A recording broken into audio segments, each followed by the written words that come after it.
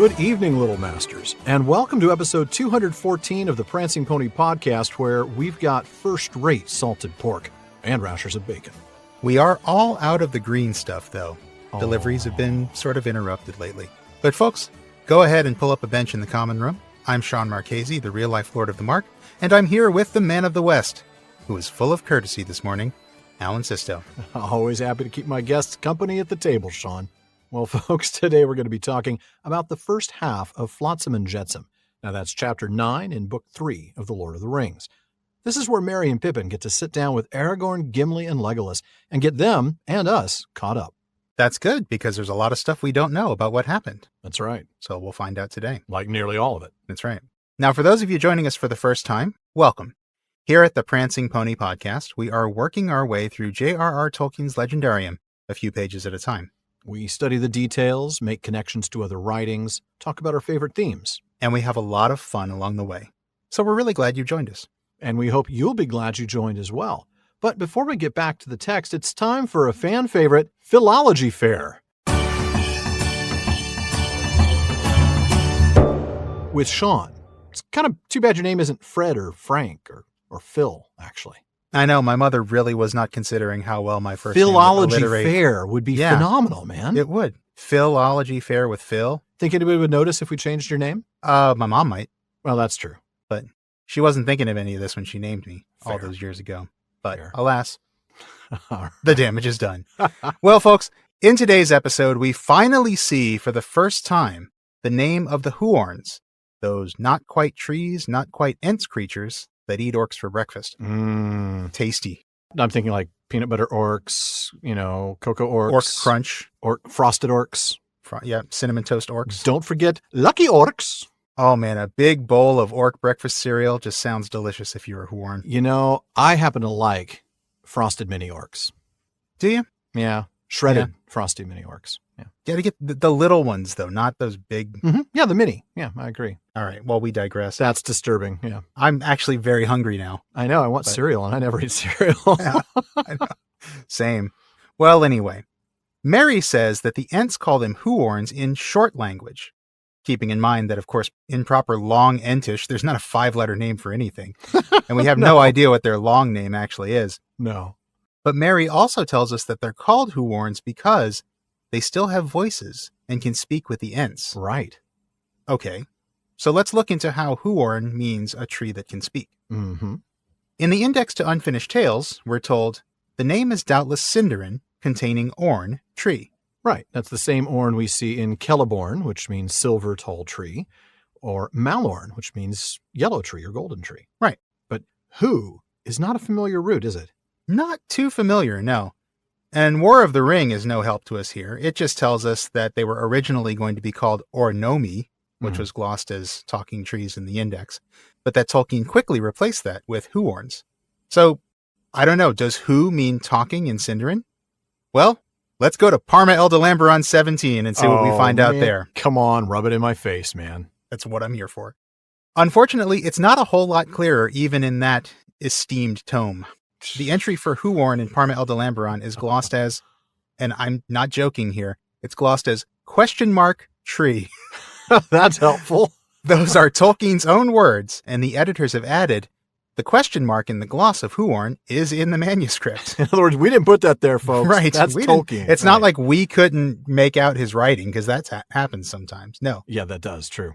However, the entry also lists an apparently related root, ho, meaning spirit or shadow, and alternate forms hioba, hu.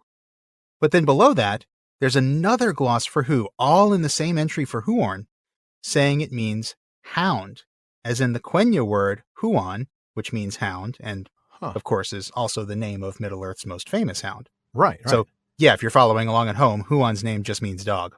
Oh my goodness. So who's a good dog? Never mind. Yeah, don't answer that, Huan. Yeah. Do not answer that. That's true. No. Especially if you've already answered it before, man. Wow. So, naming your dog Huan is basically just like naming your dog Dog. Hello, dog. I shall call you Dog. Yeah. Yeah. All right. Well, below that in the brackets, the editors have added some commentary saying, the gloss of ho is uncertain and might be speak or show. The gloss of hu might be heart. There's a lot of mights and uncertainty here. Yeah. But then the editors compare this to hond or hon, either Mhm. H-O-N-D or H-O-N-N, both of which mean heart in Tolkien's Old Gnomish lexicon, which remember that became the Sindarin language. And then it references Sindarin hu, which means dog, and is related to the Quenya word huon. Huh. By the way, this entry also mentions the name of Huor, which is glossed as heart vigor or courage. Good heavens, that just confuses things. Right? So the who in the name Huorn either means heart or spirit, or it means speak, or it means dog. Wow. Okay, that's really... I know.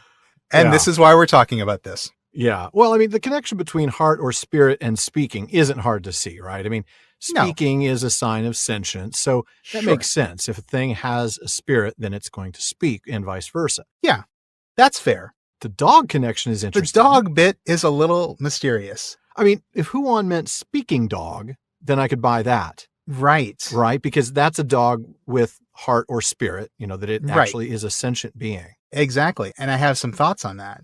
But I just can't help but wonder if maybe Tolkien was torn between two meanings for the name. Either Huorn means speaking tree or it means dog tree. I wonder what the bark is like on a dog tree. Oh, that's terrible. Sorry. That is absolutely terrible. Inspired by that terrible pun battle in our moot. Thank Yes. you. No, I mean, he obviously landed on speaking tree because that's Yeah. what the published text tells us. They're called Huorns because they're the trees that speak. Right. But you got to wonder if briefly he had the idea that maybe the Huorns were like pets to the Ents. Oh, that's an interesting angle. Maybe they were viewed as a species apart and beneath Ents in the food chain. And so, Yeah. they're like to Ents as dogs are to humans. Well, maybe not literally in the food chain, but yeah, in the in the chain of being, I guess. Yeah. Yeah. The chain of being. That's a good way of putting it. I mean, look, conceitedly, that's a bit of a logical jump, but also that's what we do here at the PPP. But Yeah. it does bring me back to the shepherd sheep thing. They are part of the Ents flock. Mary refers to the true Ents looking after them. So, dogs are less than people in theory. Some people would say that. And sheep are less than people. Again, some people accepted. But, maybe maybe sheep tree would make more sense. Then they'd have bark. You're not letting that one go, are you? No, I'm not. I do think sheep tree might make a little bit more sense if it were that, but obviously it's not. Yeah. And yeah, like you were saying earlier, if Huon meant speaking dog, that might make Right. sense because he was a talking dog. But Parma El Delambaron, again, says clearly that Huon was Quenya for hound. And Okay. that makes sense to me because it's very similar for a lot of Indo-European words for dog in the real world. So like if you look at ancient Greek, the word for dog is kuon. Hmm. In Latin, it's canis. A lot of people know Okay. that from, Yeah, yeah. the word canine or canis major, things like Right. that. Old English, hund, which Mhm. comes from the same root. So I do think that Tolkien was doing another one of his puns on an old Indo-European root, primary world languages Yeah. in naming Huon. So I do think that Huon just means dog. I don't think that it means speaking dog. That's fair. I don't know where we land on all this. I mean, back to the Huorns themselves. I don't know if we can land anywhere. There's just not enough data. We can't. There's Yeah. just there's nothing to go on here. We just, all the questions, but it's fascinating stuff nonetheless. But it does seem like Mary's explanation of trees that can speak is supported well enough by the idea that who could mean either speak or spirit. So fair. they did speak, and maybe they were also kept in kennels and lapped water out of a bowl, but we can't prove that. No, we can prove nothing. I love that. Well, before anybody asks, just so you know, we did look into flora of Middle-earth, since they are a plant, a very large, mobile, orc-eating plant. Yeah. But there's literally nothing on the Huorns. Literally nothing. Yeah. Nope. So, more questions than answers today, but that's how it goes sometimes. And that is the joy of word nerdery. If you say so. You know you love it. I do. Well, speaking of word nerdery, before we get into the chapter discussion, I do have let's call it an addendum today. I like addendums. It's better. Addendums are better than clarifications even. I agree. I agree. Yeah, so back in episode 205, we talked about the name Wormtongue and how worm is actually used in that name in the sense of snake, not Right. the other kind of worm that you might find in your garden. Right. The kind you'd put on the end of your fishing hook. Right. Yeah. Yeah. And we talked about how calling somebody a worm tongue was meant to denote a sharp wit in Germanic stories, and how Tolkien twists that idea around by calling Grima Wormtongue a witless worm. That's right. And Alan, you also pointed out the connection to the serpent as a deceiver in the Garden of Eden, which was all great stuff. Yeah. But then our listener, Patrick H. in Germany, pointed out another type of worm that we forgot about. He said, one thing I think you missed is that in German, Wurm, W-U-R-M, is a completely valid and still modern German, but decidedly old-fashioned synonym for dragon. The Nibelungenlied makes frequent use of that word. The what now? The Niba what? The Nibelungenlied? There it goes. Oh, that is the German medieval epic of Siegfried. Yeah, I'm aware of what it is. I just wanted to hear you say it a second time, Sean. Makes me happy to I was going to say, like, surely you know the Nibelungenlied. Yeah, of course I do. So Patrick said, I am pretty confident that meaning is present in English too. Yeah. The talk of a dragon is ever deceitful, be it named Glaurung or Smaug or Fafnir. Fafnir being the dragon from the Nibelungenlied. Right. And Patrick is absolutely right. Not only am I also pretty confident that this meaning of worm being a dragon is present in English, I can think of at least 3 dragons that Tolkien calls worm. Yeah. There's Scatha the worm, obviously, who was slain by an early lord of the Eotheod. But then also Smaug and Glaurung are both called worm in the books they appear in. That's true. And we see in both cases how their talk is deceitful. Glaurung's lies to Turin and Nienor cause all sorts of trouble for them both, including trouble that can't be described on this show. Indeed. And Smaug's conversation with Bilbo is full of lies and half-truths and accusations of thief and liar from a dragon who is actually a thief and a liar. It takes one to know one. Yeah. And of course, we know now, and we knew then, that worm can also mean dragon, but for some reason we didn't think to mention it. So I thought that was a good addendum from Patrick. We certainly didn't make the connection back to Glaurung and Smaug and their deceitfulness, which is kind of what makes them them. That's right. So they're just swell guys who love to lie. That's just their purpose in life. Yeah, exactly. So thank you for that, Patrick. I thought that was a great addendum to that previous episode. Agreed. But now, why don't we get our heroes' bellies filled, their thirst quenched, and then settle in for a long flashback sequence with Flotsam and Jetsam. Sounds like a plan. I'll go ahead and start reading at the very beginning, shall I? It's a good place to start. Indeed it is. Gandalf and the king's company rode away, turning eastward to make the circuit of the ruined walls of Isengard. But Aragorn, Gimli, and Legolas remained behind. Leaving Arad and Hasufel to stray in search of grass, they came and sat beside the hobbits. Well, well, the hunt is over and we meet again at last, where none of us ever thought to come, said Aragorn. And now that the great ones have gone to discuss high matters, said Legolas, the hunters can perhaps learn the answers to their own small riddles. We tracked you as far as the forest, but there are still many things that I should like to know the truth of. And there is a great deal, too, that we want to know about you, said Merry. We have learnt a few things through Treebeard, the old Ent. That is not nearly enough. All in good time, said Legolas. We were the hunters, and you should give an account of yourselves to us first. Or second, said Gimli. It would go better after a meal. I have a sore head, and it is past midday. You truants might make amends by finding us some of the plunder that you spoke of. Food and drink would pay off some of my score against you. Then you shall have it, said Pippin. And I'll just stop right there. Let's go ahead and discuss. All right. Well, let's remember where we were at the end of the last chapter and where we're picking up here. Basically following Merry's instruction, Gandalf and Theoden headed off to find Treebeard. Right, leaving our friends the three hunters behind, and of course they let their horses graze while they sit with Merry and Pippin, reunited. Yeah. Yeah, we've got a happy meeting of friends here. That's great, isn't it? And right away, the pleasantries start, the camaraderie starts, we see all kinds of fellowship. And the insults. And the insults, because that's right. That's what these guys do. They rib each other, and I love it. Yeah, it's great. And we get this observation from Aragorn, which makes perfect sense. You know, we never thought that we'd be here, and we certainly never thought that we would meet you guys here, of all people. You're not kidding. Yeah. Well, I think that's just a reminder to us as the reader that fate is at work in both of their story threads the entire time, bringing them to this location. Despite all those twists and turns, they both ended up here, haven't they? That's right. And then we get Legolas, of course. Now that the important folks are off, we can get some answers from you. So yeah, he wants to get down to business. The great ones, he says. I mean, I guess he's just being humble, but you would think that the great ones should at least include the guy who's really a king. But yeah, I'd kind of count Aragorn in the great ones. Honestly, the guy who's a crown prince, maybe too. Yeah, that's fair. Crown prince of a big elven kingdom. Mm-hmm. Yeah, even though as an elf, crown princes don't necessarily ever become king, but still. Well, that's true. I mean, it's nice to be the crown prince, but when your dad is certainly longeval, that is a problem. Right, exactly. Yeah. Maybe that's what Tauriel's for. Legolas is going to have Tauriel, help him become king later. Oh, okay. I was like, where are you going with that? Little inside job, I was really wondering where you were going with that. But... Just send Thranduil off to Mandos a little early. Yeah. Yeah. Man, that's kind of dark. Deeds done dirt cheap. Nice.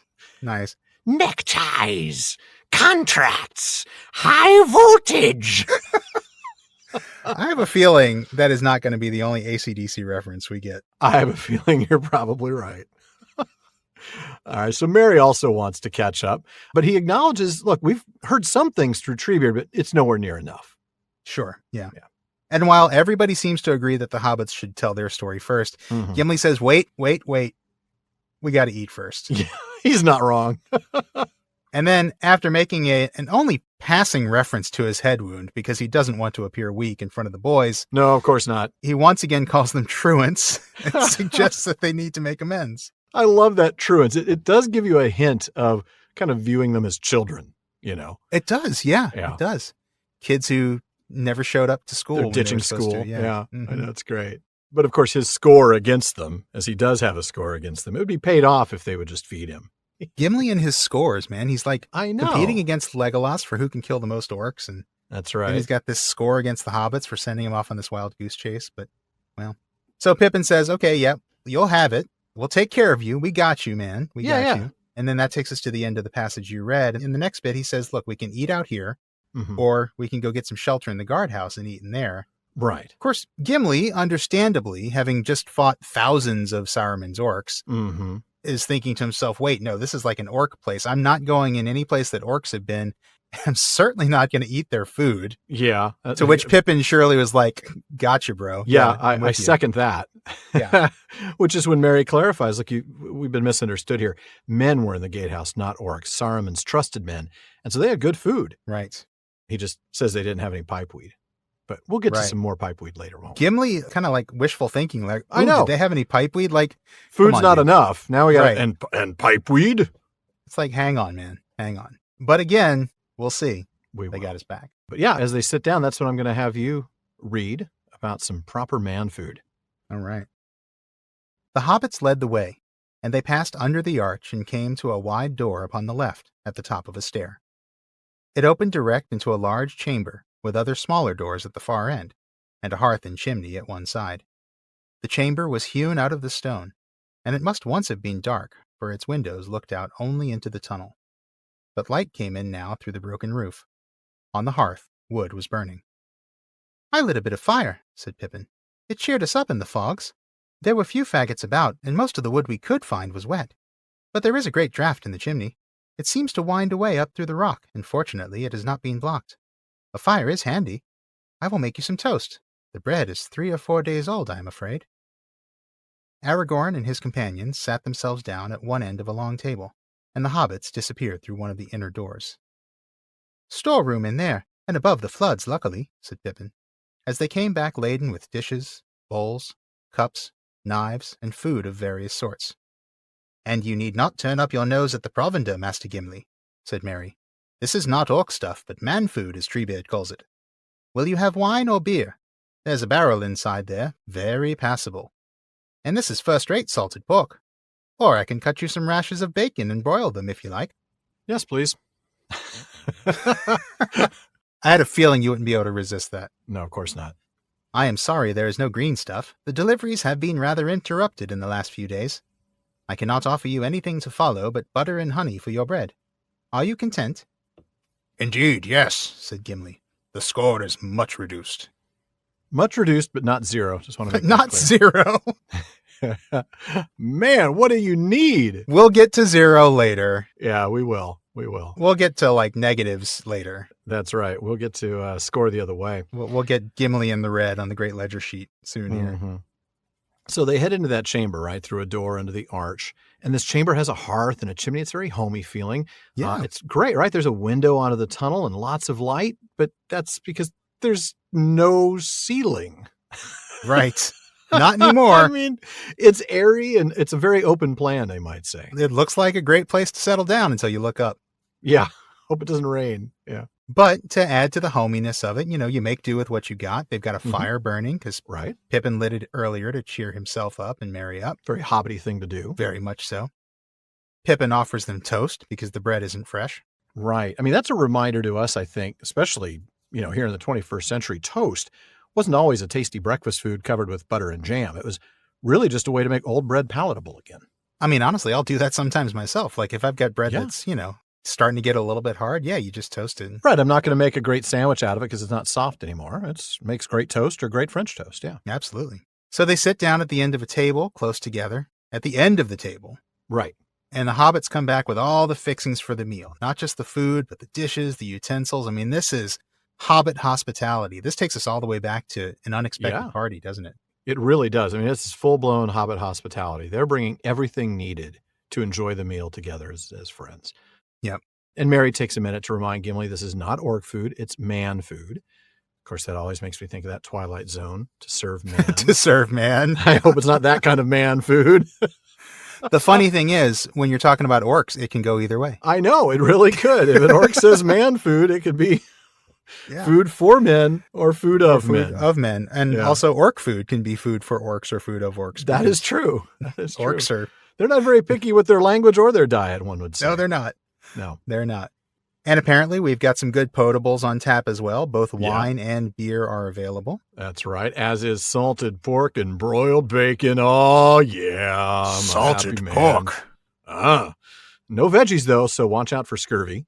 I did notice that Gimli didn't seem any more disappointed about the lack of green stuff than you would be. How did I know that was coming? Yeah. But at least, we got some butter and honey for the bread. That's good. I mean, look, we got bacon, bread, butter, and honey. I'm pretty sure that's all the food groups, right? Unless you have some of that cereal longevity, probably not. Yeah, probably not. You got a cardiologist handy? Yeah. A cardiologist, an endocrinologist. Yeah. Oh, so man. Gimli's pleased. They start to eat. Gimli's good. Merry and Pippin, well, we really, really, really don't want to eat. I mean, we're stuffed. We don't want to be rude, so okay, we'll sit down and eat too. Right. I mean, that's in the part that we had to skip the reading before we got to that, but I love that part, right? Legolas gives them some gentle ribbing like, oh, you'd probably be keeping each other company again, even if we weren't here. Like, no. We're just being polite. We swear. That's right. We're just being of course polite. not. And then Pippin points out, and he's got a point. Look, things were really, really bad with the orcs, so come on. Let us have this, all right? That's right. We've been on like a 2,000 calorie deficit for the last week. I think we can handle a little extra food. We ain't had nothing but maggoty bread for 5 stinking days. I think it was 5, right? Something like that. So, well, there's no foul fare at our website, theprancingponypodcast.com. No, not at all. There's only the good stuff. Show notes, outtakes, Prancing Pony Ponderings, and our online storefront where you can get PPP shirts, mugs, stickers, and more. Yeah, and one of the best resources we have there is, of course, our library page. After all, we love the books here at the Prancing Pony Podcast, and we want to make sure you can get your hands on any of the books we mention here. Yeah, we may talk about a lot of Tolkien-related stuff on the podcast, but folks, you know at heart, Alan and I are fans of Tolkien's books and books about Tolkien. That's why we have the library page, with links to every book we've mentioned on the show. Now, of course, we do make a few pennies from the purchases you make from those links, so thank you for your support.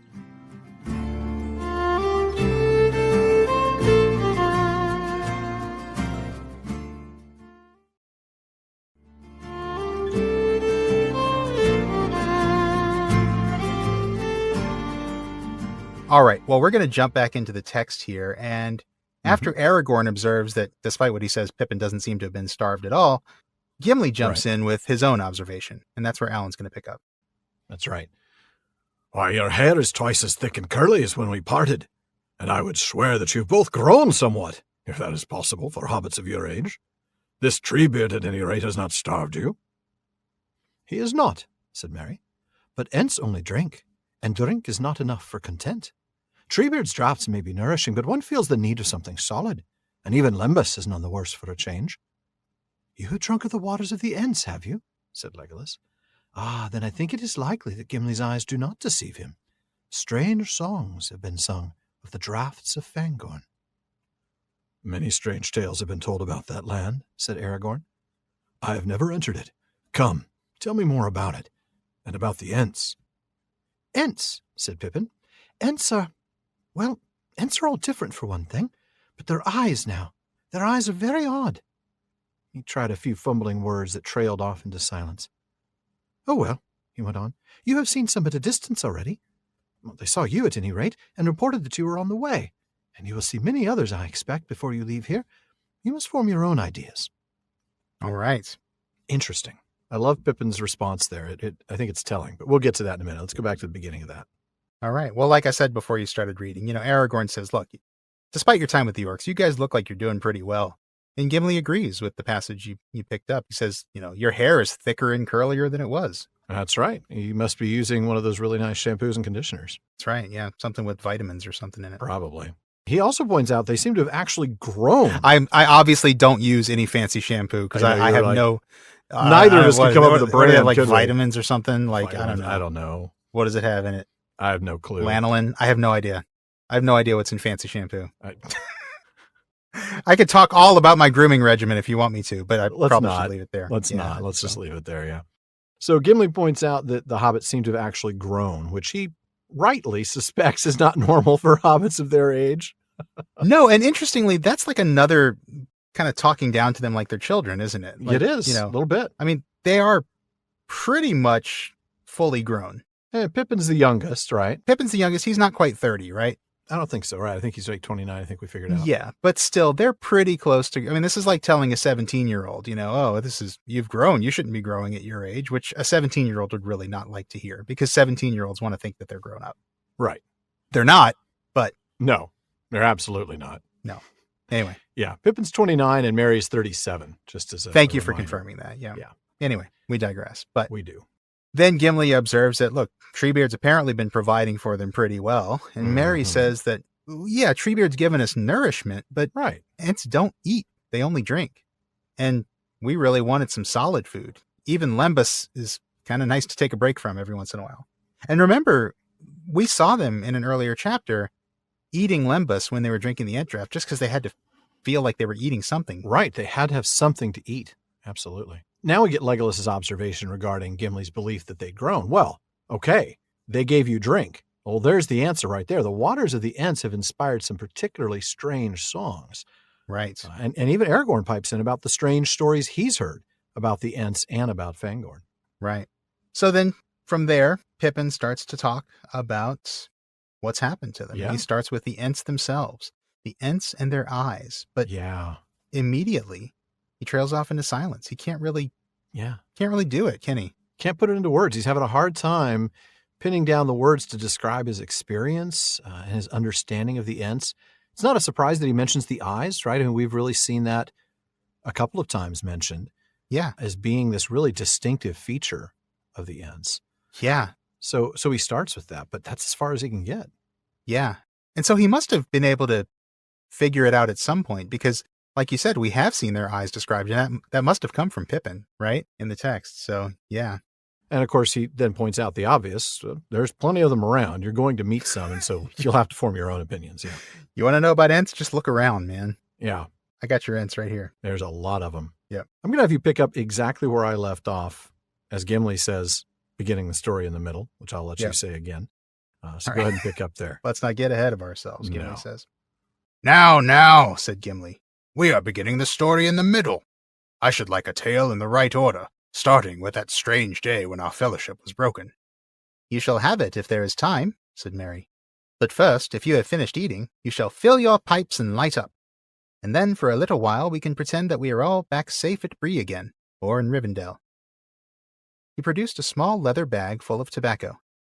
We have heaps of it, he said, and you can all pack as much as you wish when we go. We did some salvage work this morning, Pippin and I.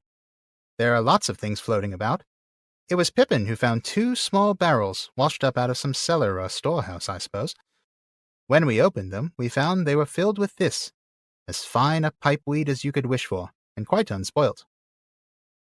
Gimli took some and rubbed it in his palms and sniffed it. It feels good, and it smells good, he said. It is good, said Merry. My dear Gimli, it is Longbottom Leaf. There were the hornblower brand marks on the barrels, as plain as plain. How it came here, I can't imagine.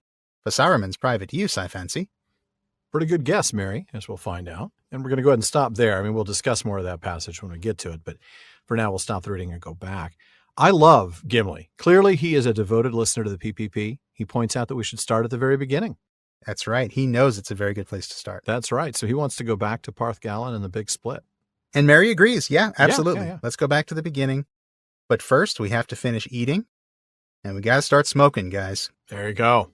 And that is going to enable them to pretend like they're all back safe at Bree or Rivendell. It's going to make them feel that is such a moment, isn't it? Right. Not quite literally home, but, in a safe place, in the last homely house or in Bree, in a pub, just hanging out, being friends again. Even here in the middle of Isengard, in the middle of destruction, they can have this moment with some of those creature comforts. This moment of safety, of home, of fellowship together. I love it. It really is. That's a blink and you miss it moment, but we can pretend we're all back safe. That's a good thing to do. Yeah, absolutely. Yeah. Little escape, little recovery, isn't it? Absolutely. So Mary then brings out the small bag of tobacco, and I want to point this out. He produced a small leather bag full of tobacco. Can we be clear that's what Professor Tolkien says? Can we just really confirm that? Yes, we can. Yeah, and it's worth pointing out that the characters don't tend to say the word tobacco, certainly not in this book. No. In their dialogue, they call it pipeweed, but right. The professor clearly calls it tobacco here. Yes, he does. Yes, he does. That might be the last we have to say on that. I hope so. And Mary's like, here, I've got this bag, but hey, there's a lot more. Take as much as you want. Yeah. Pippin found 2 barrels of the stuff. Yeah. And I always wonder how big these barrels are, right? I mean, like we see in the movie, they're kind of like little small barrels that a hobbit can hold. I mean, I wonder, was Tolkien really thinking of something much bigger? I don't know. I don't know. I seem to think that we get a description of the barrels at some point. It might be later in this chapter. It does say 2 small barrels. So. Oh yeah. That might be it right there. Small but barrels. Still, I mean, a small barrel can still be. Oh yeah. Pretty big. It could still be easily as tall as a hobbit.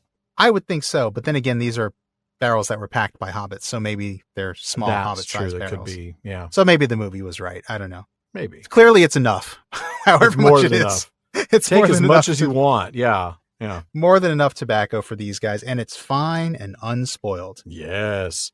And Gimli observes the fragrance and he does, it's sort of like a tobacco sommelier. Yeah, he does. He kind of like rubbing it between his hands. Yeah. And I guess this is like you might do with herbs that you cook with, right? You bruise it, you kind of release the oils a little bit. Right. I think that's what's going on there. I think so, yeah. But he also, he observes the feel of it is really good. It doesn't just smell good. Yeah, it's still fresh. Good. It's not crumbling and falling apart in his hands, for instance, right? Yeah, it's not dried out. It's fresh stuff. Well, Mary says, of course it's good. It's Longbottom Leaf, my friend. I mean, it even had the logo, right? Right, which, Gimli could be forgiven for thinking, this is going to be some junky tobacco that they've got. Some orc tobacco. Some orc tobacco.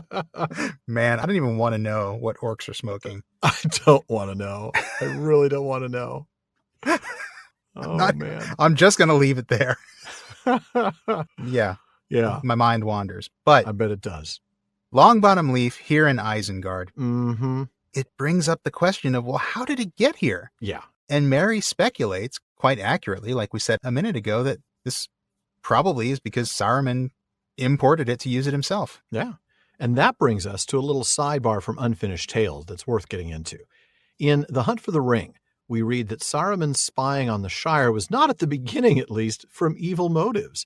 In fact, the text there tells us it was no more than a folly born of pride. So let's take a close look at that folly, shall we? Let's do it. Here's the actual passage from Unfinished Tales. Now, truth to tell, observing Gandalf's love of the herb that he called pipeweed, for which he said, if for nothing else the little people should be honored, Saruman had affected to scoff at it, but in private he made trial of it, and soon began to use it, and for this reason the Shire remained important to him. Yet he dreaded lest this should be discovered, and his own mockery turned against him, so that he would be laughed at for imitating Gandalf, and scorned for doing so by stealth. This, then, was the reason for his great secrecy in all his dealings with the Shire, even from the first, before any shadow of doubt had fallen upon it. And it was little guarded, free for those who wished to enter. For this reason also, Saruman ceased to go thither in person, for it came to his knowledge that he had not been all unobserved by the keen-eyed halflings, and some, seeing the figure, as it were, of an old man, clad in grey or russet, stealing through the woods or passing through the dusk, had mistaken him for Gandalf. After that, Saruman went no more to the Shire, fearing that such tales might spread and come maybe to the ears of Gandalf. But Gandalf knew of these visits and guessed their object, and he laughed, thinking this the most harmless of Saruman's secrets. But he said nothing to others, for it was never his wish that anyone should be put to shame. like Saruman is sneaking off to the convenience store to buy tobacco. Right. He's going down to 7-Eleven for a pack of cigarettes, Yeah. That is comedy right there. Oh, man, because he doesn't want anybody to know. Well, interestingly, Christopher tells us another version of this tale. All right. Why don't you tell us? Now, because of his dislike and fear, in the later days, Saruman avoided Gandalf, and they seldom met, except at the assemblies of the White Council. It was at the Great Council, held in 2851, that the halfling's leaf was first spoken of, and the matter was noted with amusement at the time, though it was afterwards remembered in a different light. The council met in Rivendell, and Gandalf sat apart, silent, but smoking prodigiously, a thing he had never done before on such an occasion. Gandalf is the guy who's lighting up a cigar in the boardroom, you know, like, yeah. All right, so are we done here? Oh, I love it. While Saruman spoke against him and urged that, contrary to Gandalf's advice, Dol Guldur should not yet be molested. Both the silence and the smoke seemed greatly to annoy Saruman, and before the council dispersed, he said to Gandalf, "When weighty matters are in debate, Mithrandir, I wonder a little that you should play with your toys of fire and smoke, while others are in earnest speech." But Gandalf laughed and replied, "You would not wonder if you used this herb yourself. You might find that smoke blown out cleared your mind of shadows within. Anyway, it gives patience to listen to error without anger. But it is not one of my toys. It is an art of the little people away in the west, merry and worthy folk, though not of much account, perhaps, in your high policies." Saruman was little appeased by this answer, for he hated mockery, however gentle, and he said then coldly, "You jest, Lord Mithrandir, as is your way. I know well enough that you have become a curious explorer of the small, weeds, wild things, and childish folk.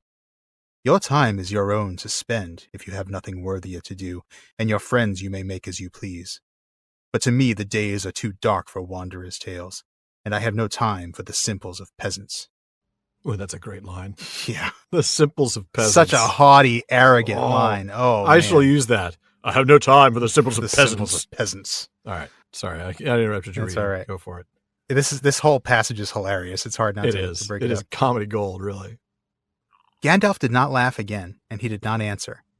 But looking keenly at Saruman, he drew on his pipe and sent out a great ring of smoke with many smaller rings that followed it. Then he put up his hand as if to grasp them, and they vanished, which led Saruman to think Gandalf was telling something about the Rings of Power, believe it or not. I love that. He blows some smoke rings, and Saruman reads into it some massive conspiracy theory. Rings. Like, yeah, exactly. Saruman's he's like the Charlie Day gif with the red string all over the map. Oh, man. That line about smoke blown out cleared your mind of shadows within, or it giving patience to listen to error without anger, is the passage that some hang their hats on in the hopes of pipeweed being something more than mere tobacco. But I think we have to remember that nicotine alone does have that sort of impact. It's a stimulant that results in increased alertness. Mm-hmm. And when it binds in the limbic system in the brain, it releases dopamine, which can give a little euphoria. I believe that. I mean, I've never smoked, so I don't know. I mean, I've tried it, but I tried when I was 13. I had no idea how to do it. So when I found, I lit up and I was like, well, I know I'm supposed to breathe these things. Yeah. And I turned like 18 shades of green and almost threw up because I just breathed in as long as I could, which was just... I'm just saying, like, the science behind it, I would never have known, like, the limbic system and dopamine. No, like, I had to do some research on that. It's not like I knew that inherently. Yeah. So, but yeah, well, it does release dopamine, which can give a little euphoria. And there have even been some studies that show decreased tension and increased mental acuity associated with nicotine use. The problem is there's so many studies on the negative results. There's not too many studies on the positive side effects, right? It's not worth it. Right. Exactly. Yeah. So kids, don't try this at home. Exactly. And thanks to our research assistant, Marilyn R. Pachila, for pointing out this gem from C.S. Lewis's literary review of The Two Towers in 1955's Time and Tide. Lewis says, clearly pointing to this moment, Tolkien's war has the very quality of the war my generation knew. It is all here. The endless, unintelligible movement, the sinister quiet at the front when everything now is ready, the flying civilians, the lively, vivid friendships, the background of something like despair in the merry foreground, and such heaven-sent windfalls as a cache of choice tobacco salvaged from a ruin. That's great. So that's pretty cool. Obviously, that must have been the kind of thing that guys looked forward to, finding a treasure like this out on the front. Right. Absolutely. So, all right. Well, back to the text. All this talk of pipeweed, and Gimli can't partake because he lost his pipe in Moria, or possibly even earlier than that. Yeah, that's true. And yet one of his friends has a solution for him. Alan, you want to pick up there? Indeed, that solution from Merry is, we shall have to share pipes, as good friends must at a pinch. Have a moment, said Pippin. Putting his hand inside the breast of his jacket, he pulled out a little soft wallet on a string. I keep a treasure or two near my skin, as precious as rings to me. Here's one, my old wooden pipe, and here's another, an unused one. I have carried it a long way, though I don't know why. I never really expected to find any pipeweed on the journey when my own ran out, but now it comes in useful after all. He held up a small pipe with a wide, flattened bowl and handed it to Gimli. Does that settle the score between us? He said. Settle it, cried Gimli. Most noble hobbit, it leaves me deep in your debt. Well, I'm going back into the open air to see what the wind and sky are doing, said Legolas. We will come with you, said Aragorn. They went out and seated themselves upon the piled stones before the gateway. They could see far down into the valley now. The mists were lifting and floating away upon the breeze. Now let us take our ease here for a little, said Aragorn. We will sit on the edge of ruin and talk, as Gandalf says, while he is busy elsewhere. I feel a weariness such as I have seldom felt before. He wrapped his gray cloak about him, hiding his mail shirt, and stretched out his long legs. Then he lay back and sent from his lips a thin stream of smoke. Look, said Pippin, Strider the Ranger has come back. He has never been away, said Aragorn. I am Strider and Dunedain too, and I belong both to Gondor and the North. I love that. That is pretty awesome. Yeah, that is a great little passage, and I can't wait to discuss it. So let's go back to the beginning, right? Yes, let's do that. And so since Gimli has no pipe, Merry suggests sharing his. That's what good friends do. This is a great fellowship moment, sharing his own pipe with Gimli. But Pippin actually has a better solution. Right. He actually has a spare pipe, and he says, here, Gimli, take this one. Right. What a cool find, huh? What a cool find indeed. And I actually want to, I didn't have anything on this in my notes, but I wanted to ask you about this. Yeah. Pippin says, I keep a treasure or two near my skin, as precious as rings to me. Yeah. Obviously, Pippin joking. Is this the right time for this joke?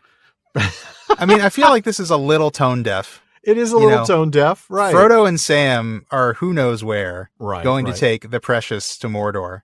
Mm-hmm. And Pippin's like, precious as rings to me. I don't know. I'm not trying to give Pippin a hard time. Pippin but it's lacking perspective, which he often does. Maybe Let's so. be clear. He does lack perspective. He is still relatively young. I mean, I know 29 doesn't seem very young to us if we're talking about people, but for Pippin, that's probably the equivalent of maybe late teens, early 20s. He's not of age. He's late teens, really. Right. Yeah. So yeah, I know. It's just I guess I just want to observe that this is a funny thing to say, but it's a little tone deaf for the moment. It is. It is definitely. The ring should not be a laughing matter, I guess is my point. No. But I can't criticize. I've made tasteless jokes that were way worse than this. Oh, we make tasteless jokes every week, Sean. That is true. I mean, that really. is true. And some of them are worse than this one. Far worse, man. Yeah. Far worse. But still, I think it's worth pointing out. Yeah. No, it's worth discussing for sure. So let's take a look. The pipe is small, as one would expect. It's a spare, and he's hiding it near his chest in his jacket. Yeah, this is not like the church warden type pipe. No, it is not. Gandalf smoking, yeah. No, it's got a little wide, flattened bowl, so you can put a good bunch of tobacco in there. And Gimli says that it not only evens the score, as we go back to Gimli talking about food and drink would settle it, but Gimli says he's now in Pippin's debt. That's right. Mm-hmm. That's right. So the ledger is now in the red for Gimli. He's owing Pippin some favors someday, which is understandable. And then Legolas says he wants to go check out the scenery. I think he just wants to be able to get a breath of fresh air without coughing. I think he does. Legolas is not a big fan. No.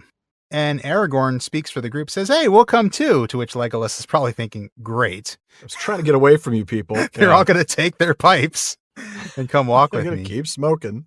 It's like I'm trying to leave the smoking section. Yeah. I'm going back into the open air. And the smoking section is coming with me. But okay, Wonderful. fine. Yeah. And then these good fellows sit on the stones by the gate, and they can see far into the valley. Yeah. And then Aragorn, I love this. He echoes Gandalf's line about sitting on the edge of ruin and talking. That's such just a great little moment, because he's right. We are on the edge of ruin, but we're still here. We're together as a fellowship. We're together as friends. We're safe for the moment. Let's enjoy that moment. And yeah. And then he confesses that tremendous weariness. He must be exhausted. Yeah, he must. I mean, it's been a week. It really has been a week. And then he stretches out. He lays back, relaxing. He lets out some smoke. And then Pippin has this awesome observation. I love this so much. Strider the Ranger has come back. Yeah, absolutely. It's like those cares. Those cares are kind of lifted from him just for a little while. Mm-hmm. Aragorn's reply is especially good, right? I am Strider. That's right. He has never been away. I am both Strider and Dunedain. I belong to both the North and the South. And I want to hang out there for a little bit. Yeah. I think we should. Yeah, because I think it's worth thinking about, what does this mean? There are obviously two sides to Aragorn's nature here. He's Strider and Dunedain at the same time. What does that mean? I mean, Strider the Ranger, Dunedain, I guess the king, the heir of Isildur. So he's both a ranger and a king, or will be king. Mm-hmm. He's a man of both North and South. He says that. Yeah.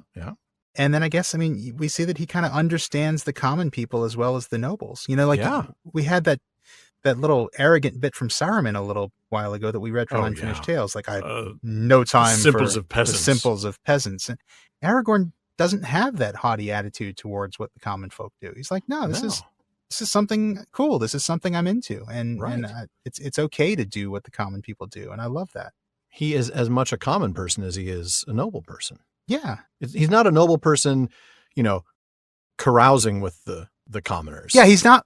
Right, exactly. He's not like... not condescending to them. Right. He's not like being like a class tourist. He's not like... Ooh, good word, yeah. Hanging out with the lower class. Just, this is a thing sometimes. This isn't the prince getting, sneaking out of the castle to cavort with the commoners for an evening. Right, exactly. And going back to the castle. Exactly. He's being genuine. Yeah. When he appreciates this stuff. And I'm actually reminded a little bit of Tolkien's letter number 52. This is the letter that he wrote to Christopher. This is the one where he talks about how he's an anarchist and not whiskered men with bombs. Yeah, love that letter. Right. And one line in that letter is, "Give me a king whose chief interest in life is stamps, railways, or racehorses." And I always took that to mean that the best king is somebody whose primary interest is not governing, is not having power. Their primary interest is something ordinary, something everyday, maybe something nerdy, Yeah, I think that's exactly what that means. Somebody who is interested in governing is interested in the exercise of power. And you want somebody who's not interested in that. Who's not interested in power, yeah. I find one of his examples really interesting, though. King George V, who reigned from 1910 to 1936, was known as an incredibly avid stamp collector. Was he really? I didn't know that. Okay. Yeah, he was actually responsible for a great deal of philatelism, the philatelist collections. I think that is the word, yeah. Philately. In England, yeah. Yeah. I guess there's a museum that has a great deal to do with, what he collected and sort of that hobby, if you will. That's fascinating. I don't know about the railways or racehorses, though. I concede. Okay. So that's very interesting. But I think that's exactly what Tolkien is saying. A king who is not groomed for power in that way, who's grown up appreciating other things. And I think that's what we see in Aragorn, is that he is, like you said, he's as much of the common people as he is of the line of Isildur. That's right. And he's not putting on any kind of false airs or anything. He's not pretending to be something he's not. He is both. He is Strider and Dunedain. He absolutely is. Very cool. And I'm going to have you pick up, half a paragraph later after that. Okay. Let's move on as Legolas decides to move on. Yes, indeed. At last he sat up. "Come now," he said. "Time wears on, and the mists are blowing away. Or would if you strange folk did not wreathe yourselves in smoke. What of the tale?" "Well, my tale begins with waking up in the dark and finding myself all strung up in an orc camp," said Pippin. "Let me see, what is today?" "The 5th of March in the Shire reckoning." said Aragorn. Pippin made some calculations on his fingers. Only 9 days ago, he said. It seems a year since we were caught. Well, though half of it was like a bad dream, I reckon that 3 very horrible days followed. Mary will correct me if I forget anything important. I'm not going into details, the whips and the filth and stench and all that. It does not bear remembering. With that, he plunged into an account of Boromir's last fight and the orc march from Amon Muil to the forest. The others nodded as the various points were fitted in with their guesses. Here are some treasures that you let fall, said Aragorn. You will be glad to have them back. He loosened his belt from under his cloak and took from it the 2 sheathed knives. Well, said Merry, I never expected to see those again. I mocked a few orcs with mine, but Ugluk took them from us. How he glared! At first I thought he was going to stab me, but he threw the things away as if they burned him. And here also is your brooch, Pippin, said Aragorn. I have kept it safe, for it is a very precious thing. I know, said Pippin. It was a wrench to let it go, but what else could I do? Nothing else, answered Aragorn. One who cannot cast away a treasure at need is in fetters. You did rightly. The cutting of the bands on your wrists, that was smart work, said Gimli. Luck served you there, but you seized your chance with both hands, one might say. Indeed, one might say, indeed. Indeed. Let's go back to the beginning of that. I love this. We finally get Legolas's clear position on the smoking. Yeah. If you would, strange folk, do not wreathe yourselves in smoke. Yeah, Legolas pushes them for their story while giving that little bit. Tell the story, or I'm going to go tell the principal. You guys are out here behind the bleachers. Yeah. And then begins the great flashback. We finally right. learn everything that happened. Yeah, we do. And Tom Shippey raises this as an example of interlacing in Road to Middle-earth and explains why it's so important that we learn all this now in a flashback. He says, this unnatural form of presentation works well for surprise and suspense. It is a shock to have the Battle of Helm's Deep decided by the Ents and Huorns, who were last seen marching on Isengard, but whose powers have never come out in the open before. Yeah, I mean, imagine if you knew during the Battle of Helm's Deep as a first-time reader. Mm-hmm. Imagine if you knew that the Ents and Huorns are already on the march. Right. I mean, some of you may not have to imagine what that was like if you saw the movies first. That's fair. It's a good point. You know, this completely changes the appearance of the forest by the battlefield that morning. Yep. You know what they are and why they're there. All the fear that the heroes feel is lost, as is the suspense of what they're going to find when they get to Isengard.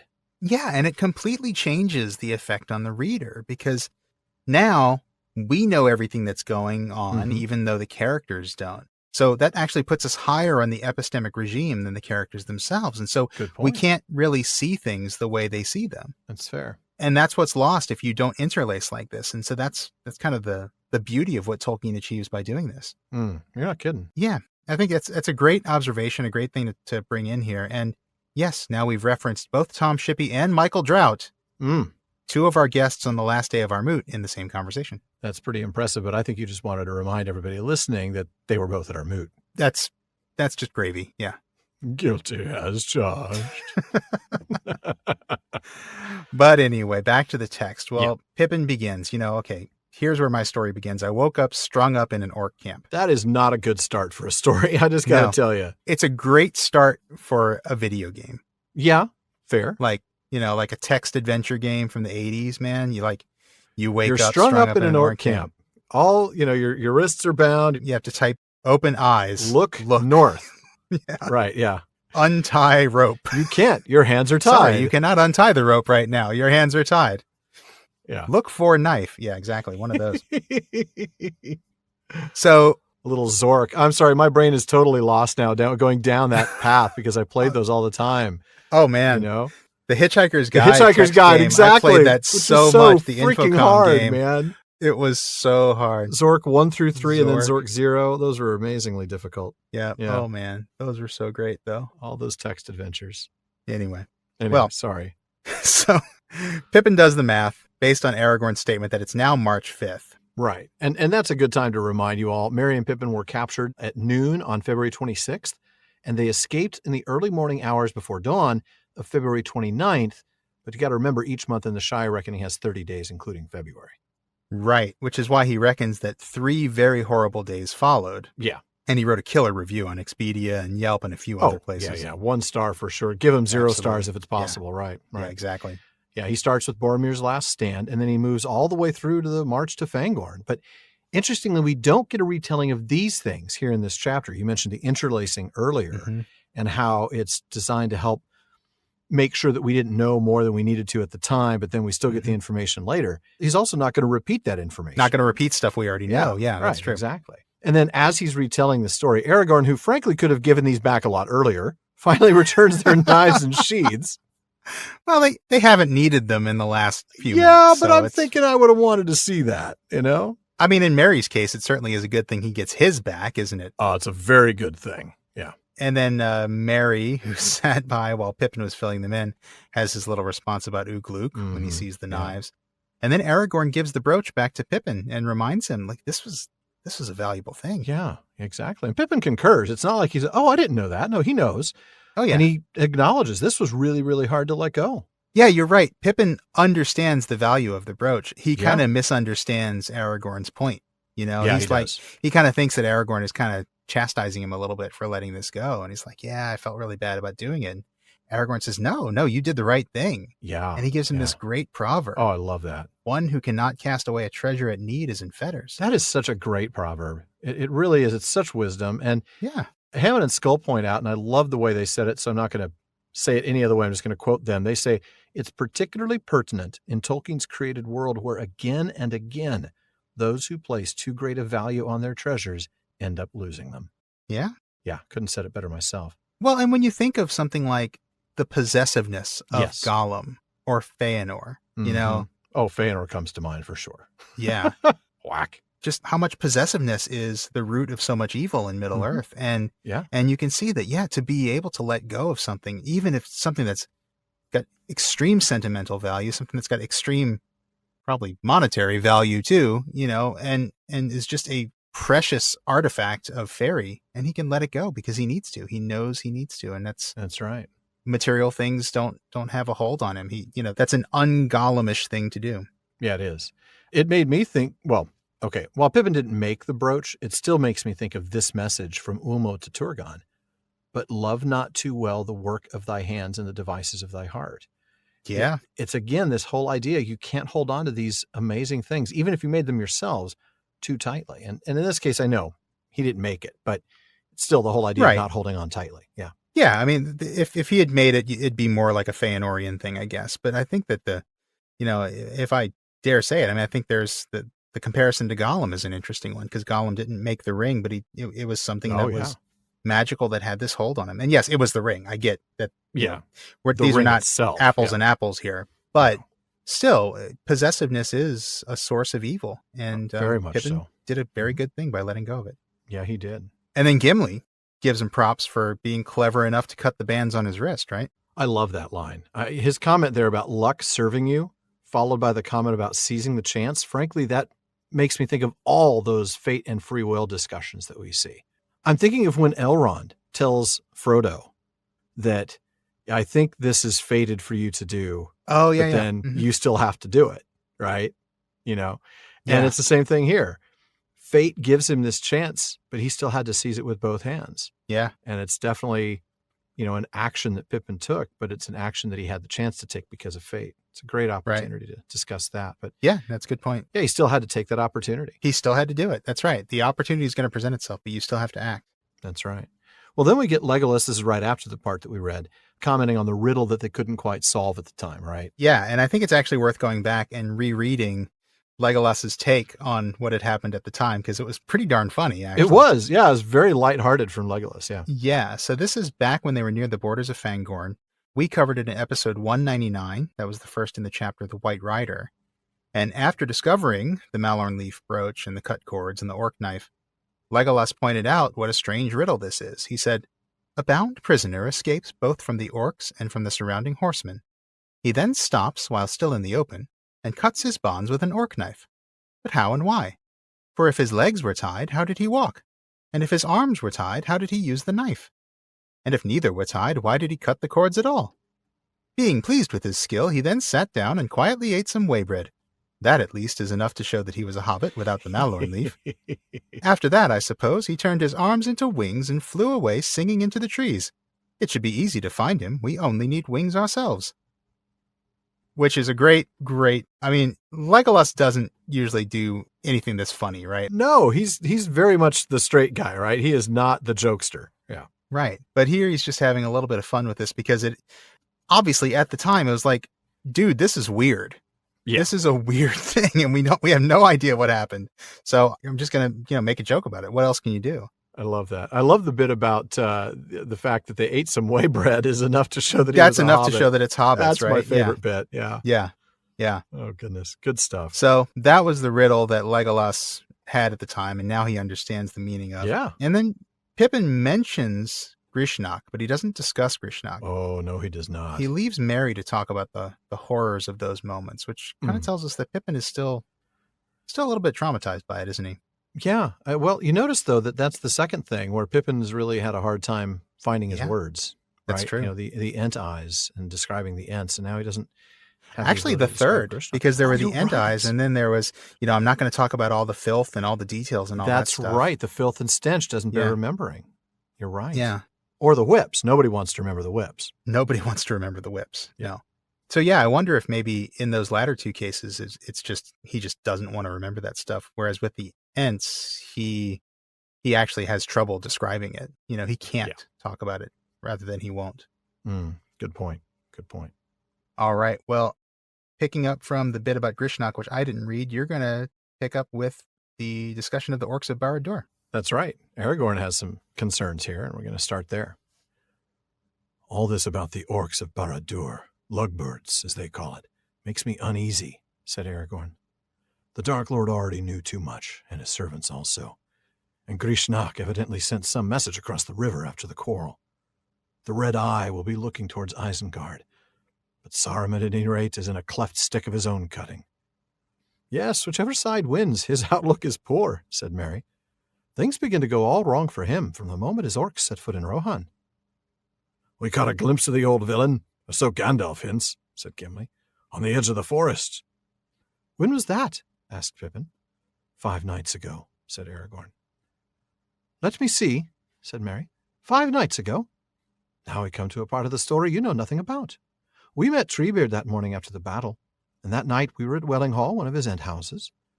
The next morning we went to Entmoot, a gathering of Ents, that is, and the queerest thing I've ever seen in my life.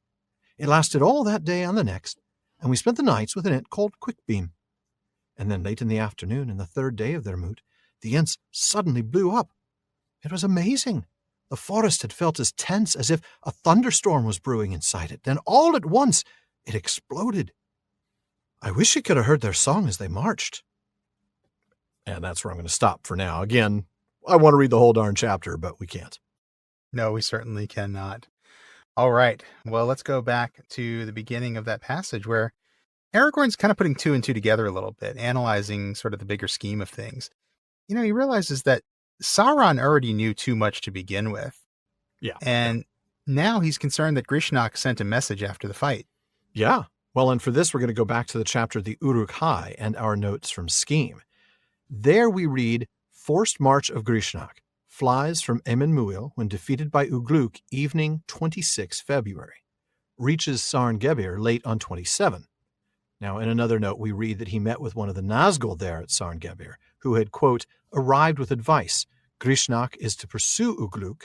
Nazgul sets his orcs across the river. Grishnach hastens off northwest to intercept Ugluk. So, surprise, Aragorn's right. Big shocker, I know. Yeah.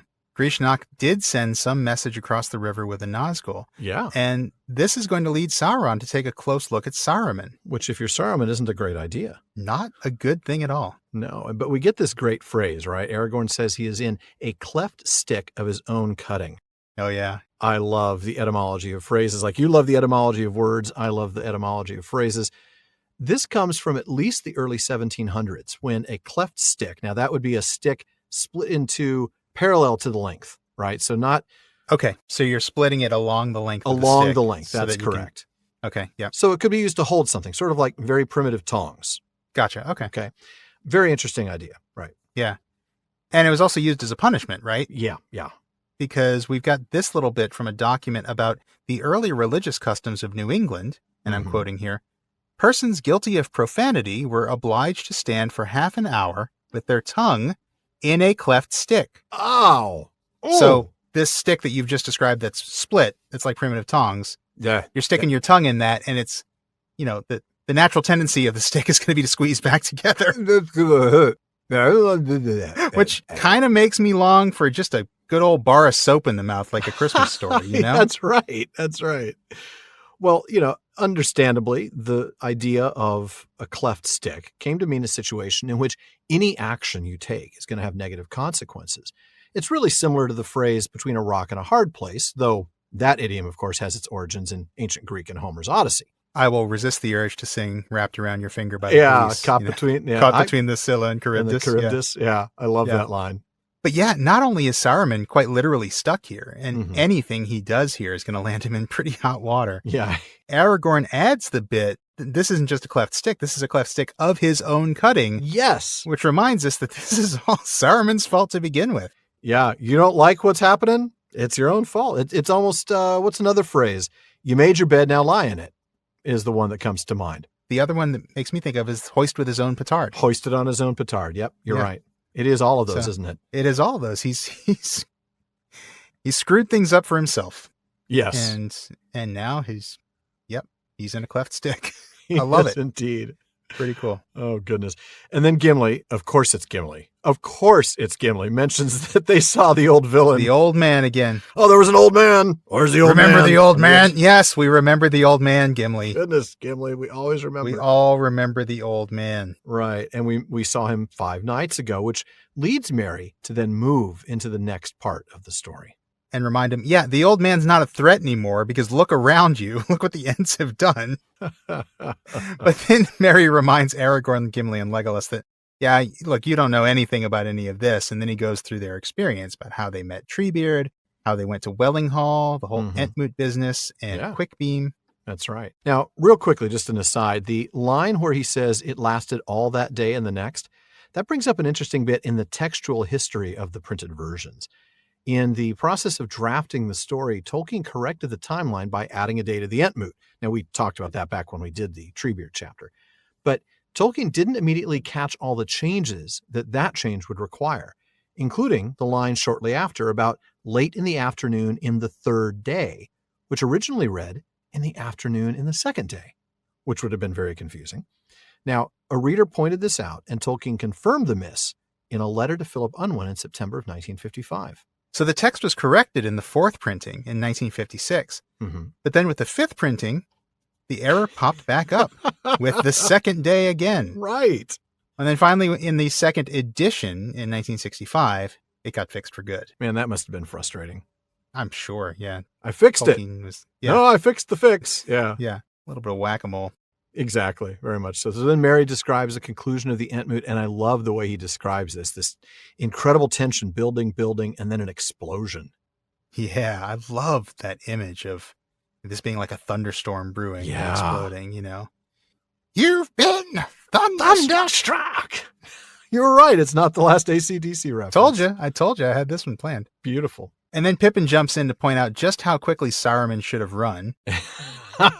Which is very quickly indeed. Quickly indeed. And then follows it up with a little bit of the Ents marching song, which he describes at times as being just a music of horn and drums. Yeah. And then he adds that he thought this song was just a song and not a literal description of what they would do. But that's exactly what it was. Yeah. Yeah. So I just realized just now when you said that this is the 2nd time that Pippin does this in this book. All the way back in book 1 in A Conspiracy Unmasked. Remember when they're at Crick Hollow and they're singing the song about we must away, we must ride before the break of day? Yeah. That bit. And then Frodo says, yeah, okay, well, let's go to bed and let's get some sleep and we're going to go. And then Pippin says, oh, that was poetry. Right. I was just singing a song. Yeah. Pippin. It's a funny callback to that. That's a good point, isn't Pippin it? hearing a song and not taking it literally. Like sometimes people mean what they say or they sing. Yeah, that's right. That's absolutely right. I just thought of that, so I wanted to throw that out there. That's a good point. Good catch. All right. Well, We're going to move on to the next bit here about the Huorns, and I'm going to have you pick up right there. All right. We came down over the last ridge into Nan Curinir after night had fallen, Mary continued. It was then that I first had the feeling that the forest itself was moving behind us. I thought I was dreaming an Entish dream, but Pippin had noticed it too. We were both frightened, but we did not find out more about it until later. It was the Huorns, or so the Ents call them in short language. Treebeard won't say much about them, but I think they are Ents that have become almost like trees, at least to look at. They stand here and there in the wood or under its eaves, silent, watching endlessly over the trees. But deep in the darkest dales there are hundreds and hundreds of them, I believe. There is a great power in them, and they seem able to wrap themselves in shadow. It is difficult to see them moving, but they do. They can move very quickly if they are angry. You stand still, looking at the weather maybe, or listening to the rustling of the wind, and then suddenly you find that you are in the middle of a wood with great groping trees all around you. They still have voices and can speak with the Ents. That is why they are called Huorns, Treebeard says, but they have become queer and wild, dangerous. I should be terrified of meeting them if there were no true Ents about to look after them. Yeah, I'd be terrified of meeting them even if the Ents are there, frankly. They're a little For sure. scary. They're pretty terrifying even with the Ents around. Yeah, they do have great power indeed. Yeah.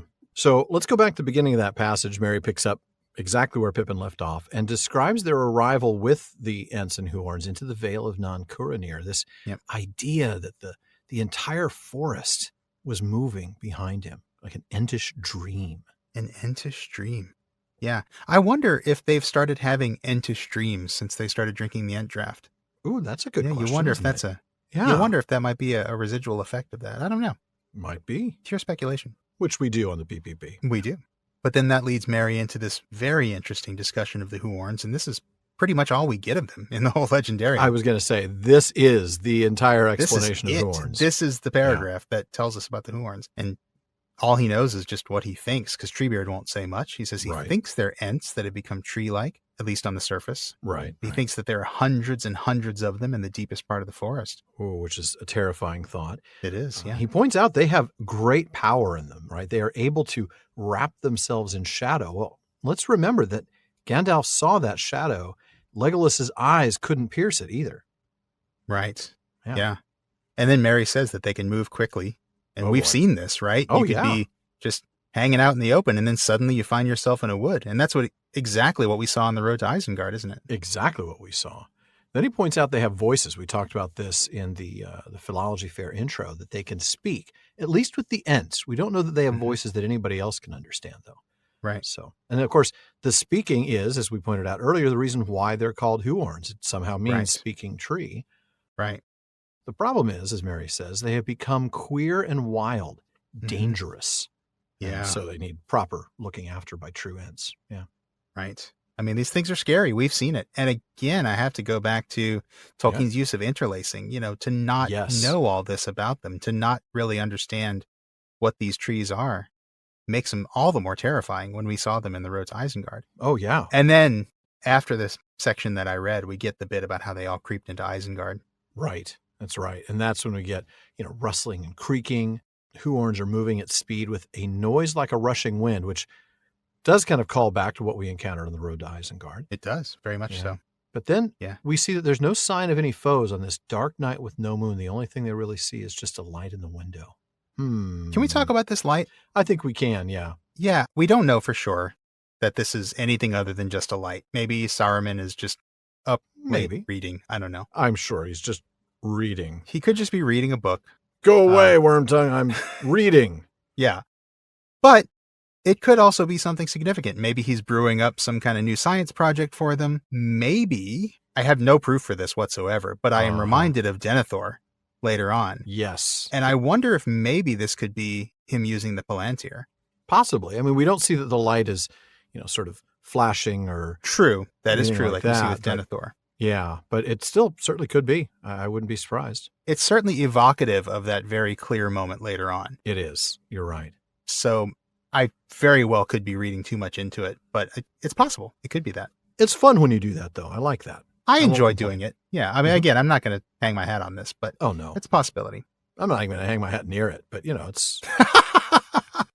Still I'm all gonna right. hang my hat on Saruman's book light because he's just up late reading a good book. That's all it is. Yeah. Well, then he won't be able to read anymore.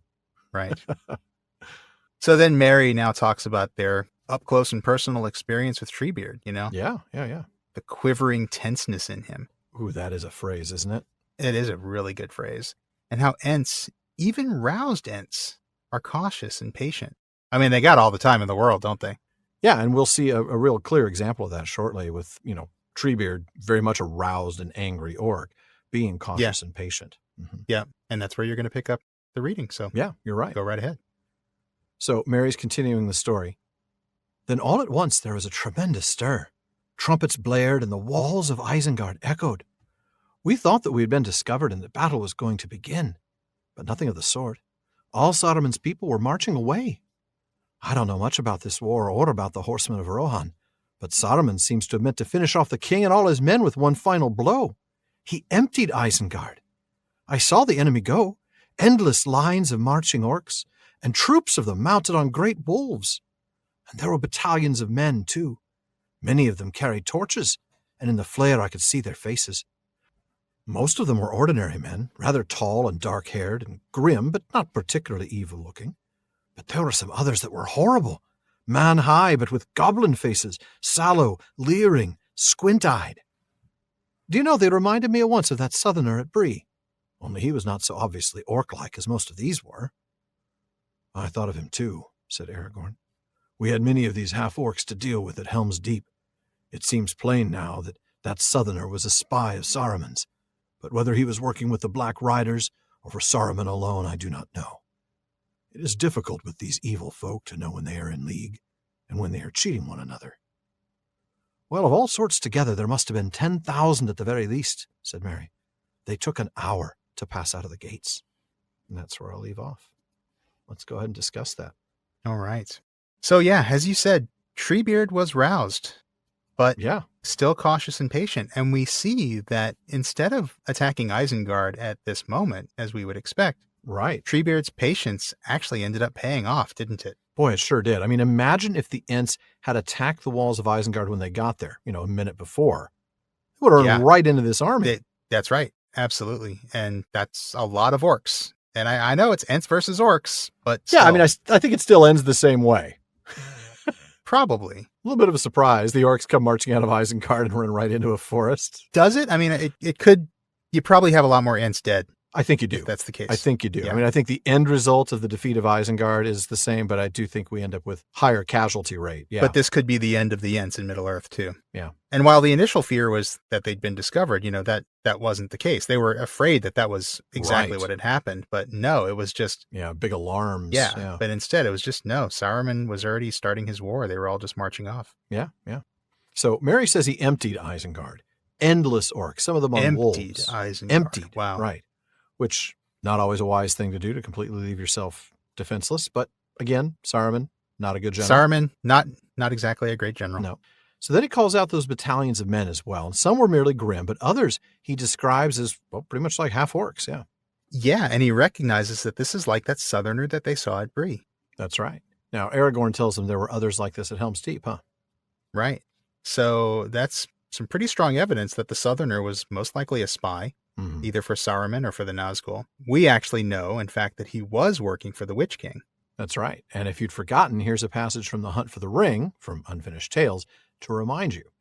Some while ago, one of Saruman's most trusted servants, yet a ruffianly fellow, an outlaw driven from Dunland, where many said that he had orc blood, had returned from the borders of the Shire, where he had been negotiating for the purchase of leaf and other supplies. Saruman was beginning to store Isengard against war. This man was now on his way back to continue the business and to arrange for the transport of many goods before autumn failed. He had orders also to get into the Shire if possible and learn if there had been any departures of persons well known recently. He was well supplied with maps, lists of names, and notes concerning the Shire. This Dunlanding was overtaken by several of the Black Riders as they approached the Tharbad crossing. In an extremity of terror, he was hailed to the Witch King and questioned. He saved his life by betraying Saruman. The Witch King thus learned that Saruman knew well all along where the Shire was, and knew much about it, which he could and should have told to Sauron's servants if he had been a true ally. The Witch King also obtained much information, including some about the only name that interested him, Baggins. The Witch King had now a clearer understanding of the matter. He had known something of the country long ago in his wars with the Dunedain. Seeing that his master suspected some move between the Shire and Rivendell, he saw also that Bree, the position of which he knew, would be an important point, at least for information. He put, therefore, the shadow of fear on the Dunlending and sent him on to Bree as an agent. He was the squint-eyed southerner at the inn. There you go. There it is. So yeah, going back to the text, we see that Aragorn's conclusion from this evidence is actually pretty spot on. It really is. Aragorn said he was either working for Saruman or for the Black Riders or maybe for both. You never know. These people can be double agents. And that's right. exactly what this guy was. He was one of Saruman's most trusted servants. He was the guy placing the orders for the Longbottom Leaf, apparently. Right. And then he got flipped by the Witch King. That's right. Aragorn, like you mentioned, this whole double agent thing, it's really hard to tell when the bad guys are allied or when they're cheating each other. Right. Pretty amazing. Yeah. And then Mary estimates the size of the army at least 10,000. They took an hour to leave the gates. An hour to get out of the gates. Yeah. That's a big group. That is a big group. That's a big force. And then as they got out, this is after the passage that you read, but right. He describes how some went, they kind of split, right? So some went off down the highway to the fords and some went eastward. That's right. And remember what we read about the battles of the fords of Isen, where, you did have battle on both sides of the river because there was a side coming down the force, I should say, coming down the east side. And so that is why the army was splitting, was so that they could attack both sides of the fords, as we saw there. Right. And we see that Mary tells us that they were singing, they were laughing, making all this noise. I mean, they were clearly overconfident. Well, it's typical. Again, they're not a really well-led army, so one would expect either complete and total terror or, more likely, complete and total overconfidence, thinking they can't possibly be beaten. Right. But that confidence and the size of that army, of course, led Mary to believe things are going to go very, very, very badly for Rohan. And they might have. And they might have. Not come involved, right? But that's where I'm going to have you pick up with Treebeard explaining a little bit about his strategy and why he's just standing there watching the army go by. All right. Treebeard did not move. He said, "My business is with Isengard tonight, with rock and stone." But, though I could not see what was happening in the dark, I believe that Huorns began to move south as soon as the gates were shut again. Their business was with orcs, I think. They were far down the valley in the morning, or at any rate there was a shadow there that one couldn't see through. As soon as Saruman had sent off all his army, our turn came. Treebeard put us down and went up to the gates and began hammering on the doors and calling for Saruman. There was no answer, except arrows and stones from the walls. But arrows are no use against Ents. They hurt them, of course, and infuriate them like stinging flies. But an Ent can be stuck as full of orc arrows as a pincushion and take no serious harm. They cannot be poisoned for one thing, and their skin seems to be very thick and tougher than bark. It takes a very heavy axe stroke to wound them seriously. They don't like axes. But there would have to be a great many axemen to one Ent. A man that hacks once at an Ent never gets a chance of a second blow. A punch from an Ent fist crumples up iron like thin tin. When Treebeard had got a few arrows in him, he began to warm up, to get positively hasty, as he would say. He let out a great whoom hom, and a dozen more Ents came striding up. An angry Ent is terrifying. Their fingers and their toes just freeze onto rock, and they tear it up like bread crust. It was like watching the work of great tree roots at 100 years, all packed into a few moments. All right, so let's go back to the beginning of your passage there. First, we get Treebeard, who doesn't seem to care about this army, right? His job is not to stop the orcs. No. His business is with rock and stone. That's right. I got a rock. Yeah. That's right. He is a tree on a mission, or an Ent on a mission. He is a tree on a mission. Not a man on a mission. So then Mary observes that he thinks the Huorns went south, which of course they did, following Saruman's army. Because yes, they did. Like to eat orcs for breakfast, as you pointed out earlier. Because they are delicious. Yeah. Actually, they're probably disgusting, but I'm sure they're vile. I mean, I don't know. Maybe if you cook them to 165, it's a different story. I don't know. Maybe so. I don't know.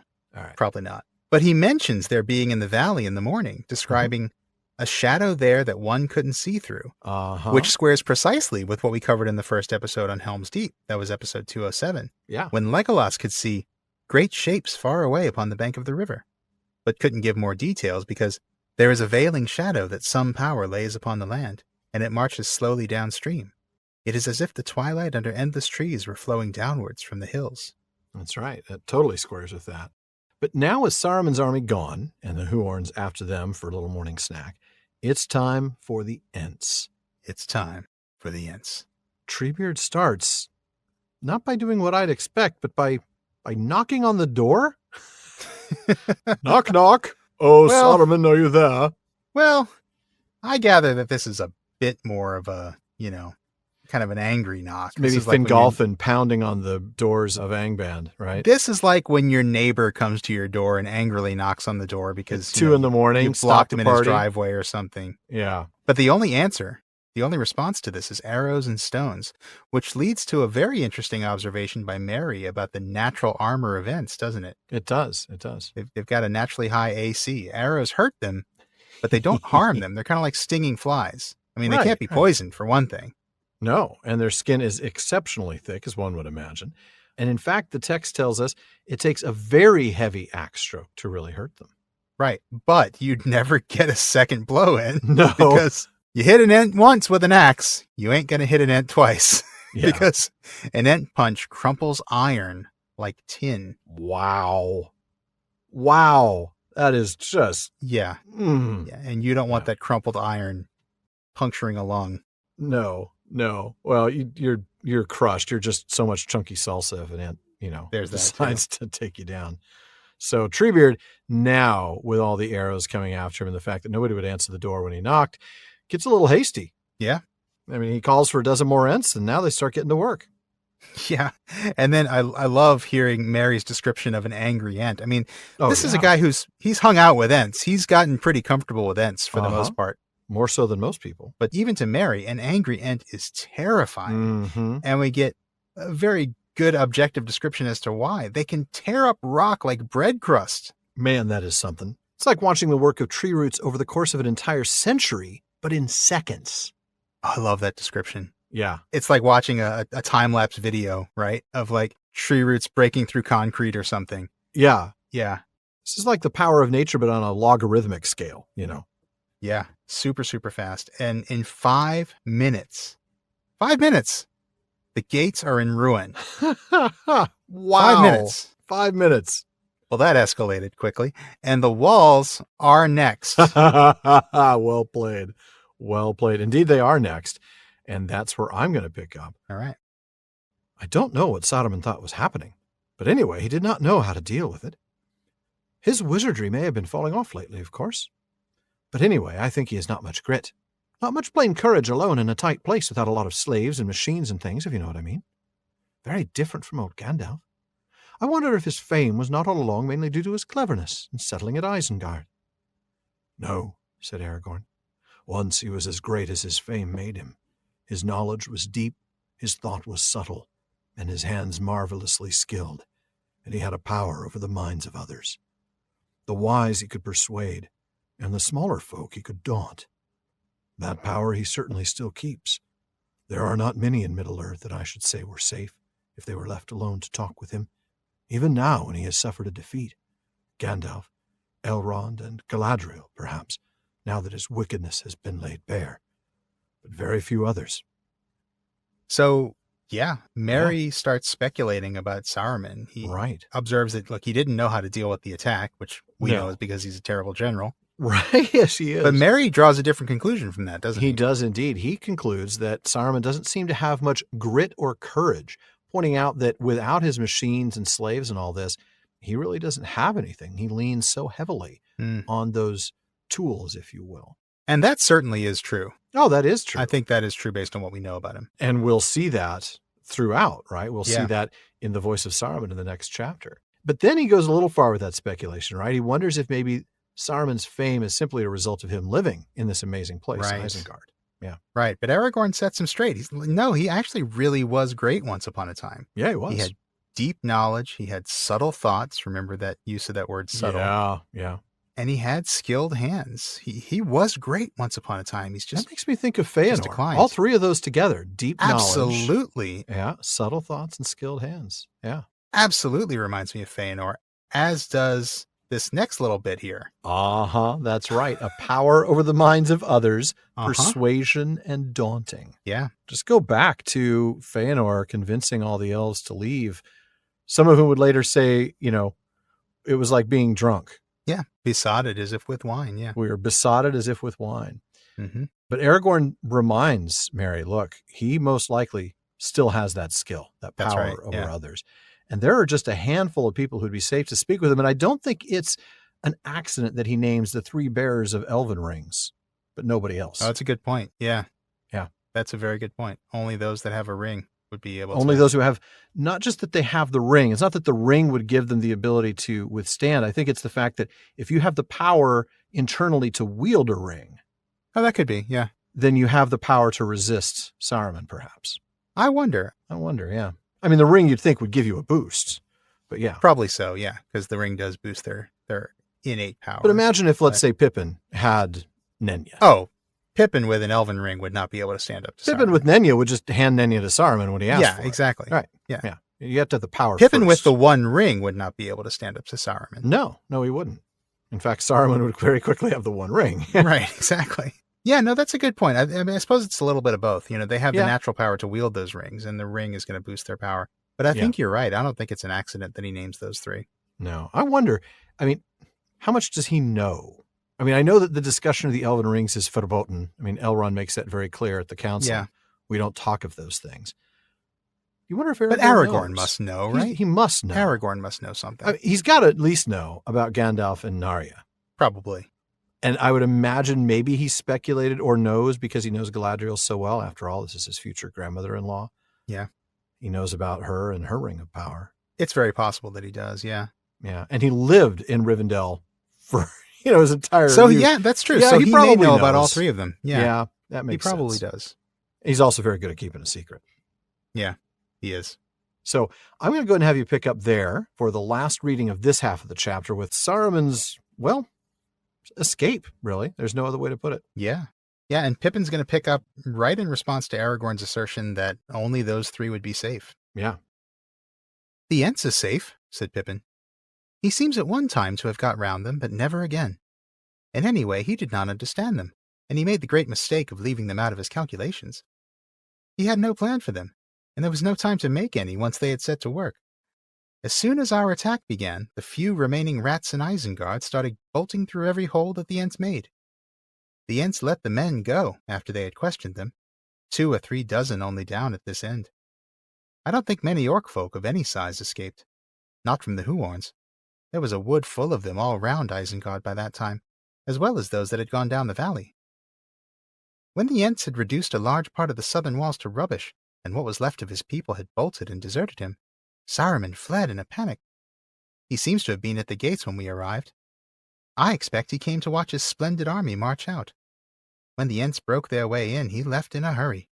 They did not spot him at first, but the night had opened out, and there was a great light of stars, quite enough for Ents to see by. And suddenly, Quickbeam gave a cry of, "The Tree Killer! The Tree Killer!" Quickbeam is a gentle creature, but he hates Saruman all the more fiercely for that. His people suffered cruelly from orc axes. He leapt down the path from the inner gate, and he can move like a wind when he is roused. There was a pale figure hurrying away in and out of the shadows of the pillars, and it had nearly reached the stairs to the tower door. But it was a near thing. Quickbeam was so hot after him that he was within a step or two of being caught and strangled when he slipped in through the door. Oh, wouldn't that have been an interesting story if Quickbeam had caught him there? Wouldn't it, though? Yep. Yeah. I know. Quickbeam might not have been as patient as Treebeard was. I don't think so. Yeah, I think there's a reason why he's called Quickbeam. Yeah. Mm-hmm. So going back to the beginning of their passage there, Pippin jumps in to say that, look, the Ents are safe. You may mention those three, but the Ents are safe from Saruman's power, mostly because Saruman misjudged them and left them out of his plans. Yeah, and while we've hit on this a couple of times already in this episode, think back to our Helm's Deep chapter episodes and our analysis of how Saruman was just a very poor general. Yeah. If you're going to launch an assault against a foe to your south, you shouldn't ignore the superpower to your north. even if you've never directly had conflict with him. Yeah, I mean, okay, granted, that's more of a statecraft thing than a generalship thing, but still, he's Okay, terrible fine, at both. So yeah, exactly. yeah. So then the Ents let the men go, but no orcs escaped from the Huorns outside Isengard. That's telling. Oh. They let the men go, but not the orcs. Yeah, nothing left in that bowl but a little bit of the milk. You know, they've had That's the right. orcs for breakfast. The orc-flavored milk. Yeah. Oh, that's just... I need to rinse my mouth out now. Get some of that soap. Get a cleft stick.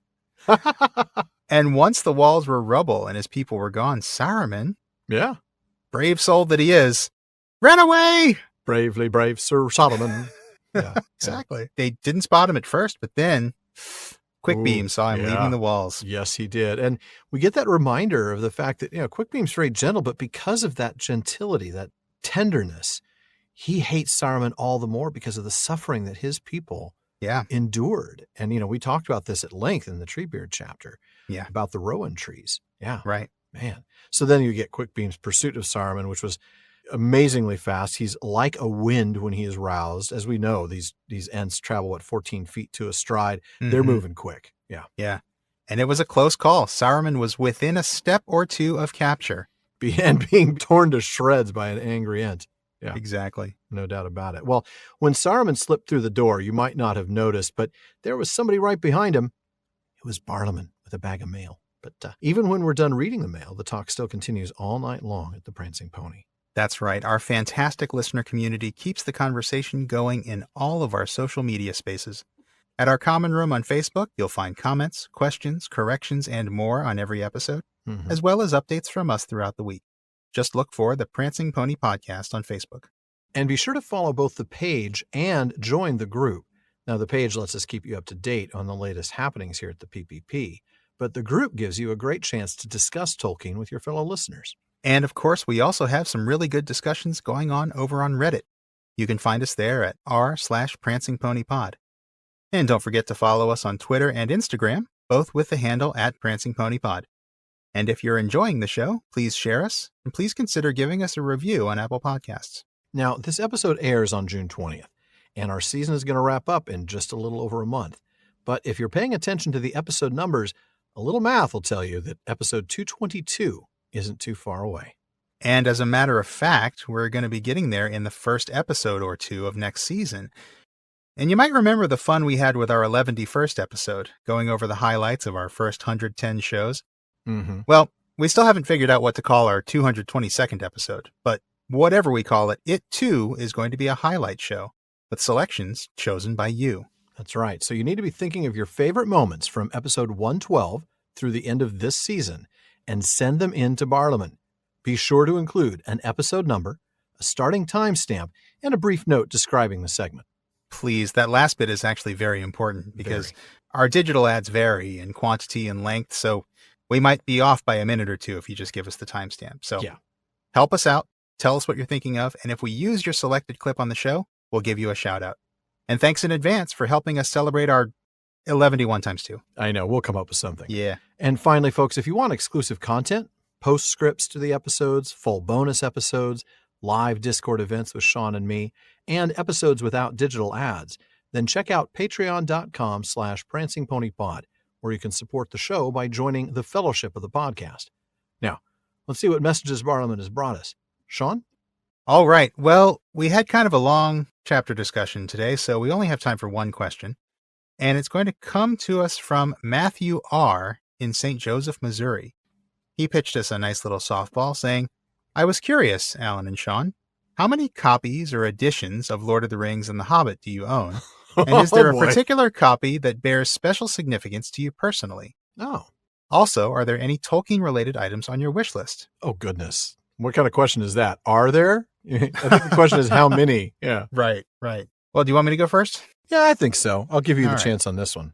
I mean, especially because I'm not the collector you are, so you're going to sprint right past me, whatever my answer is on how many copies I have. But so I have 7 editions of The Hobbit, That includes 2 of the first edition facsimiles. So I've got one of those that's just the regular first edition facsimile, and then one that's the gift set, that had the extra stuff in it. Yeah, the one with the little thing on dragons that he... Yeah. Yeah. Yep. I bought it a second time in the gift set just for the dragons thing. Me too, man. Me too. Yeah. So 7 hobbits. I have 5 complete sets of Lord of the Rings. Wow, that's more than I would have thought. Yeah. Yeah, some of them are 1-volume editions, some of them are 3-volume editions, and I've actually got 2 of the 3 volumes of the Barbara Remington Valentine. Oh, nice. Yeah. I have the Two Towers and Return of the King. I just don't have Fellowship. Well, we got to track you down the Fellowship one. I know. I didn't count that in my complete sets, though. Well, yeah. And then I've got 5 editions of the Silmarillion. Out of those, just the editions of those 3 books, the ones that have special significance for me are my Jemima Caitlin Illustrated Hobbit. I actually bought a copy of that for my son for his first Christmas, and then I bought a second copy of it for my daughter, and then I was jealous of them having it, so I bought a third copy for myself. Of course you did. Yeah. Those illustrations are amazing. They're fantastic. And it's a really nice book too. I love the binding on it. Yeah. So that, I think, is the most special Hobbit I have. My most special Silmarillion is one of the 1998 Ted Naismith illustrated hardcovers. Yeah. I actually bought it in Birmingham at Tolkien 2019, and then I had it signed by Ted later that weekend. So that's kind of special for me. Of course. My most special Lord of the Rings, honestly, kind of a weird answer, but it's my old Ballantine paperback set. I don't really have a special, nice... I have nice ones, but the one that's the most special to me, because I don't have any that are signed or that have a cool story behind them. Right. Except for my old Ballantine paperbacks, which are all battered and bruised. But that's great, though. That's where my Tolkien love started. And I read the heck out of those books. I mean, I read those books every year. Man, I get you. The set that I have, the first set I had, those are gone. Those don't exist anymore. They fell apart, quite literally. Really? Yeah. I taped mine up. Yeah, I had a set, the ones with the Daryl Sweet's cover art. I think Fellowship was blue. Yeah. No, Return of the King was blue. Okay. But those completely fell apart on me. So my first love, so to speak, my first readings, those are gone. Yeah. My first ones, it's the ones with, I think they were the cover art after the Sweet covers. That makes sense. Don't remember who the artist was, but it's very 80s, but I love them. Oh, I know which ones you're talking about. Yeah. So aside from those, I do have other Tolkien books that are really special to me. Yeah. There's my hardcover first edition of A Secret Vice, which was signed by both Dimitra Feeney and Andrew Higgins. I love that book so much, and it's got a special place in Prancing Pony podcast history. So, it sure does. Being the first time we actually had guests on the show for an interview. So that's very special to me. My Parma El Dalieva #1. That's the Tengwar calligraphic version of The Hobbit, which I wasn't counting. So maybe I guess technically have 8 Hobbits, but yeah, it's a work of art more than a book. Yeah, it is. And that's the one by Elmanel. And she actually wrote a beautiful personalized inscription to me on the title page in both English calligraphy or Roman calligraphy and in Tengwar, because she's just an awesome person and a great artist. Amazing. As for my wish list, like I said, I've got the 2 Barbara Remington paperbacks. I would love to get my hands on Fellowship of the Ring someday. And I would also love a set of the Ace paperbacks. I think those would be super cool. I kind of dig the cover art for those, and I would love to have a copy of the, that dodgy edition. And of course, all the Parma Eldalamberons I don't have, which is sadly a lot of them. Yeah, but you have number 17, so. I do have number 17, and that gets me by. That's right. I've got those Ace paperbacks. You do, don't you? I do, yeah. That's right. I remember you telling me. Yeah. You got those not long ago, didn't you? No, about a year or so ago. Okay, yeah. Awesome. So I had to take a close look at my bookshelf. I own 10 different editions of The Hobbit, 9 different editions of The Lord of the Rings, and I have 8 editions of the Silmarillion. Oh, you're not too far ahead of me. No. Okay. And I wonder why I don't have more room on my shelf. I have a few volumes that bear special significance. First is an old copy of The Hobbit with the stills from the Rankin and Bass animated version, just because that was my very first Tolkien book, and I've had it since I was 10. Just, that was my very, very first experience. Yeah, that's understandable. Yeah. But probably the one that means the most to me is the, when I say limited edition, I mean numbered limited edition of the Silmarillion, signed by both Ted Naismith and Christopher Tolkien. That is far and away the prized possession in that collection. That makes sense. But I'd also have to say the limited numbered edition of Maker of Middle-earth. They did a very special, I think, 600 volume run of that volume, and it is just absolutely gorgeous. And after attending Tolkien 2019, I've obtained signatures from all the contributors except one. and that shouldn't be too hard to track down in the future. And so, I've got that's signed by everybody. That's the one that was also signed by Priscilla Tolkien on the limitation card that comes with it. That's right. Yeah. I remember you tracking down those signatures at Tolkien 2019. Oh, it was, I'm not going to miss out on that. It kept you busy. Yeah, it did keep me very, very busy. I probably also add the well-worn paperback version of the Silmarillion that I used for taking notes in the margins when we first started the show. Yeah, there's something very meaningful to that book for me. It's got the Sins of Melkor, it's got Spibimi and more, all right there in the margins, sort of a look back at the history of the PPP, the very first stuff. As for a wish list, oh man, is it fair to say everything? I'm trying to put together a collection of all first UK edition, first impression releases, aside from The Hobbit and Lord of the Rings. Let's be honest, I'll never be able to afford. Those are, I think I just saw a set of first impression Lord of the Rings on Tolkien Bookshelf, and I want to say it was like $24,000. Yeah, that's what and I was they weren't, thinking. And The Hobbit is even more expensive. So I'm still tracking down a first for The Adventures of Tom Bombadil and Farmer Giles of Ham. I have first US's, but I'd love to get first UK's. And same with Tree and Leaf. So those are on my wish list, as well as, and the cost is never going down, a first UK set of the history. Oh, I've seen those and they are beautiful. Yeah. They're available and they are expensive. Yeah. I mean, it's not terrible in the sense that you figure out it's about $250 to $300 per volume. It's just the number of volumes. Because there's 12 of them. Yeah, it's not cheap. So that was a fun question, though. It was. Love collecting. Yeah. But folks, that does wrap it up for another episode of the Prancing Pony Podcast. So be sure to join us again next week, though, when Wormtongue goes swimming. Yeah, maybe he and Saruman can start a synchronized swimming team. Isn't that a great image? I'm seeing them, with their legs up above the water. And that's so cute. Yeah. But as always, we want to take a moment to thank some really important people, our patrons at the Kierdance contribution tier. I'm going to start this ever-growing list with DeMay in Alaska, James in Virginia, Tamsin in Minnesota, Chad in Texas, Lance in New Jersey, Paul in Colorado, Jerry in Texas, Bruce in California, Mario in Utah, Seth in Texas, B in California, Joseph in Texas, Kathy from North Carolina, Lori from Washington, and Josh in Oklahoma. Then we have Carlos in California, Brian from the UK, Cameron in Nevada, Ned from Connecticut, Jerry from Washington, Nick from Wisconsin, Paul from Buckland, Ryan from Alaska, Joe in Washington, and Ryan from Illinois. Thank you all so very much for your support. Thank you so much. And of course, we also want to thank the team that helps make the show better. That includes our research assistants, as well as our Barlaman, Becca Davis, producer Jordan Rennells, social media manager Casey Hilsey, event and Patreon community coordinator Katie McKenna, and our website guru Phil Dean. This show would not be what it is without our supporters and our teammates, so thank you all. Now, be sure you don't miss any episodes of the Prancing Pony Podcast. Subscribe to the show through Apple Podcasts, Spotify, or your favorite podcast app. And one last thing, as always, don't forget to send your thoughts, comments, and, well, most of all, your spare unused pipes to Barlaman at theprancingponypodcast.com. Why not? Yeah. Barlaman's a lot more reliable these days, but we do get a lot of mail. True. So we'll get to you as soon as we can, and your question or comment may be featured on a future episode. As always, this has been far too short a time to spend among such excellent and admirable listeners. But until next time. Farewell, friends.